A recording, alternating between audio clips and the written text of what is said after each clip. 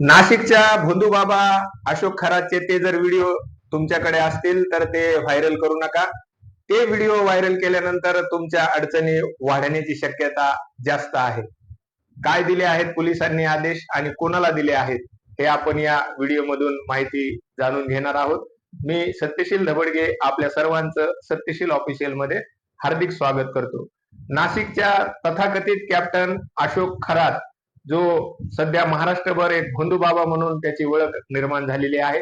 या भोंदूबाबाचे कारनामे बाहेर आल्यानंतर देशभरात नव्हे तर जगभरात या गोष्टीची चर्चा सुरू झाली आहे.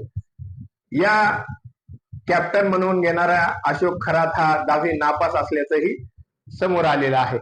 अनेक कारनामे त्याने आपल्या या मठातून चालवल्याचे प्रकरण पोलिसांच्या चौकशीत समोर येत आहेत.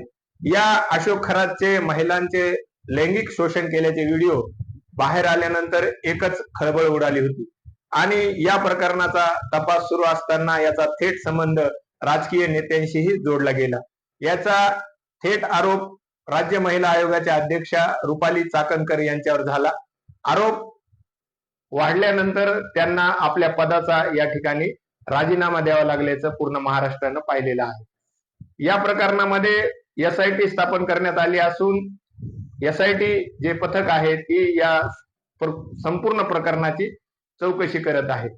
चौकशी सुरू असताना एकापेक्षा एक अनेक चुरस कथा या भोंदूबाबा अशोक खरातच्या समोर येत आहेत.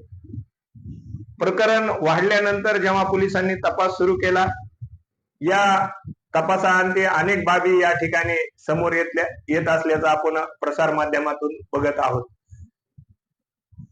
जे व्हिडिओ होते ज्या महिलांचं लैंगिक शोषण या भोंदूबाबा अशोक खरातनं केलं, ते व्हिडिओ मोठ्या प्रमाणावर व्हायरल झाल्याचं चित्र महाराष्ट्रभर दिसून आलेलं आहे.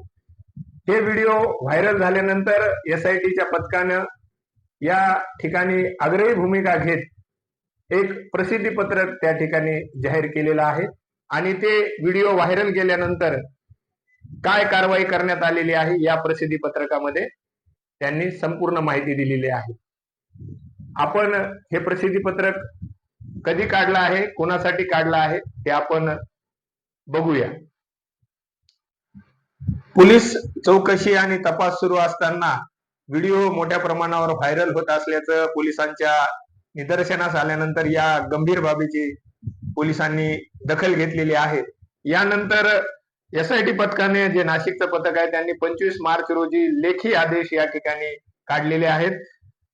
राज्यातील सर्व वर्तमानपत्राचे संपादक, वर्तमान सोशल मीडिया पत्रकार आणि सर्व नागरिक यांच्यासाठी हे पत्र आहे. या पत्रामध्ये काय आहे आपण पाहूया. याद्वारे सर्व नागरिक बांधव, सर्व news channels, Instagram, YouTube channels, online news portals, इतर सोशल मीडियावर आधारित बातमीपत्राचे संपादक यांना हे पत्र काढलेलं आहे. अशोक खरात या भोंदूबाबत सरकारवाडा पोलीस स्टेशन नाशिक येथे विविध गुन्हे दाखल करण्यात आलेले आहेत. त्यांचा तपास विशेष पथकाकडून करण्यात येत आहे. तपास सुरू असताना असे निदर्शनास आले आहे की या गंभीर गुन्ह्यातील पीडित महिलांचे अश्लील व्हिडिओ सोशल मीडियावर प्रसारित करण्यात येत आहेत. त्यांनी यामध्ये काही नावं दिलेले आहेत ग्रुपचे. कोपरगाव जिल्हा अहमदनगर येथील BMW या व्हॉट्सअप ग्रुपवर दिनांक 25 मार्च रोजी जो इसम आहे त्या इसमाचं नावही या ठिकाणी नमूद केलेलं आहे. राहुल गंगाधर शिंदे, राहणार कोपरगाव, याने पीडित महिलांचे अश्लील व्हिडिओ या ठिकाणी प्रसारित केले. त्यावरून पोलिसांनी तपास केला असता सदरचे व्हिडिओ राहुल शिंदे यास योगेश पंढरीनाथ आढाव, राहणार कोपरगाव, याने पाठवल्याचे समोर आले. त्यावरून आरोपी नामे क्रमांक राहुल गंगाधर शिंदे, योगेश पंढरीनाथ आढव आणि तिसरा आरोपी आहे संदीप गर्जे, या तिघांविरुद्ध कोपरगाव शहर पोलीस ठाण्यात गुन्हा दाखल करण्यात आलेला आहे. लवकरच या तिघांनाही अटक करण्यात येणार असल्याची माहिती SITने काढलेल्या पत्रामध्ये नमूद करण्यात आलेली आहे. सदर प्रकरण संवेदनशील आणि गंभीर असल्यामुळे यामध्ये बरेच महिला पीडित असण्याची शक्यता आहे. त्या दृष्टीनं अत्यंत संवेदनशीलरित्या व गोपनीयरित्या तिची ओळख उघड होणार नाही याची खबरदारी घेऊन तपास पोलीस करीत असल्याची माहिती SITने या पत्रात दिलेली आहे. तर पुढे त्यांनी काय म्हटलंय पत्रामध्ये, कुणाकडेही पीडित महिलेची ओळख, तिच्या नातेवाईकांची ओळख, तिच्या घरच्यांची ओळख, तिच्या कुटुंबाची ओळख उघड होईल असे व्हिडिओ किंवा अश्लील व्हिडिओ असल्यास ते तात्काळ डिलीट करण्याचे आदेश पोलिसांच्या विशेष पथकाने दिले आहेत.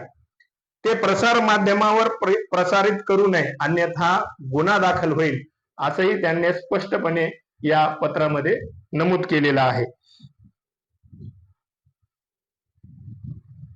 जर व्हिडिओ मोबाईल मध्ये आहे आणि तो जर व्हायरल केला तर त्यावर गुन्हा दाखल करून कायदेशीर कारवाई करून संबंधित इसमाला अटक होणार असल्याचे SITने काढलेल्या या पत्रामध्ये नमूद केलेलं आहे. तर मित्रांनो, आपल्याला सर्वांना या गोष्टीची काळजी घ्यायची आहे.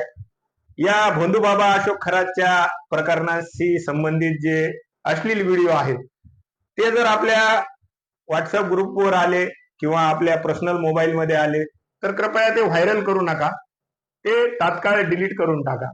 कारण विशेष पोलिसांचं पथक यावर नजर ठेवून आहे. आपण काळजी घ्यावी असं आवाहन या ठिकाणी पोलिसांनी केलेलं आहे.